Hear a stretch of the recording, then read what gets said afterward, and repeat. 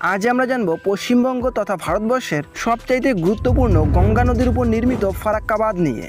Farakka bridge তৈরি করা শুরু হয়েছিল 1961 সালে এবং নির্মাণ কাজ শেষ হয় 1975 সালে। তবে 100 বছর আগে 1850 থেকে 51 সালে এটার প্রথম পরিকল্পনা করেন একজন ব্রিটিশ ইঞ্জিনিয়ার।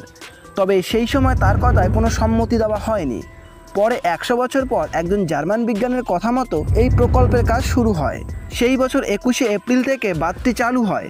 তবে প্রশ্ন, কেন বা কী কারণেই গঙ্গা নদীর উপর এরকম একটি বৃহৎ বাঁধ তৈরি করা হয়েছিল?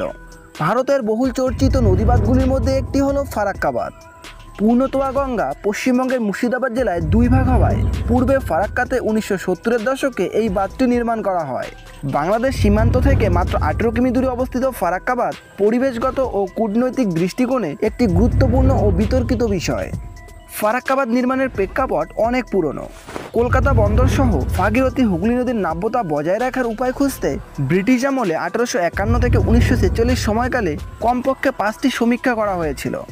এরপর গঙ্গার বুকে একটি ব্যারেজ নির্মাণ করে জলপ্রবাহ ভাগীরথীর দিকে ঘুরিয়ে নেওয়ার প্রথম প্রস্তাব দেন British engineer sir Arthur carton.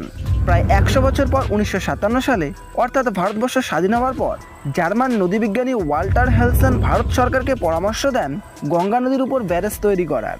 1950 ও 1960-এর দশকে কলকাতা বন্দর অঞ্চলে ভাগীরথী হুগলি নদীতে নাব্যতা বজায় রাখতে ফারাক্কা বাঁধ নির্মাণের পরিকল্পনা শুরু হয়। ফারাক্কা বাঁধ নির্মাণের মুখ্য উদ্দেশ্য ছিল মূল গঙ্গা থেকে 1800 ঘনমিটার পার সেকেন্ড জল ভাগীরথীর হুগলি শাখাতে সরবরাহের মাধ্যমে ভাগীরথী হুগলি নদীকে পুনরুজ্জীবিত করে কলকাতা বন্দরকে পলিমুক্ত করে নাব্যতা বজায় রাখা। তাছাড়াও আরও দুটি গুরুত্বপূর্ণ উদ্দেশ্য ছিল উত্তর ও দক্ষিণবঙ্গের মধ্যে রেল ও সড়ক যোগাযোগ ব্যবস্থা স্থাপন করা। এছাড়া কলকাতা কর্পোরেশনের পানীয় জলে লবণের ভাগ কমানো। 1961 সালে হিন্দুস্তান কনস্ট্রাকশন কোম্পানি ফারাক্কা বাঁধ নির্মাণের কাজ শুরু করে এবং 1970 সালে নির্মাণ কাজ সম্পূর্ণ হয়। 1975 সালে এই বাঁধটি চালু হয়। ফারাক্কা বাঁধটির দৈর্ঘ্য 2304 মিটার এবং বাঁধটিতে 109টি গেট রয়েছে। ফারাক্কা বাঁধ থেকে ভাগীরথী হুগলি নদী পর্যন্ত 42 কিমি দীর্ঘ ফিডার ক্যানেলও রয়েছে। এই বাঁধ নির্মাণে ব্যয় হয়েছে 156.25 কোটি টাকা। ফারাক্কা বাঁধ শুধুমাত্র একটি নদী বাঁধ, একই সাথে সড়ক ও রেল যোগাযোগের সেতু হিসেবেও ব্যবহৃত হয়েছে। কিন্তু ফারাক্কা ব্যারাজের মূল উদ্দেশ্য ক্রমে ব্যর্থ হয়েছে। হুগলি নদী পলিমুক্ত তো হয়নি, বরং পলির পরিমাণ আরও বেড়েছে। কোনোভাবেই হুগলি নদীর নাব্যতা ফেরেনি।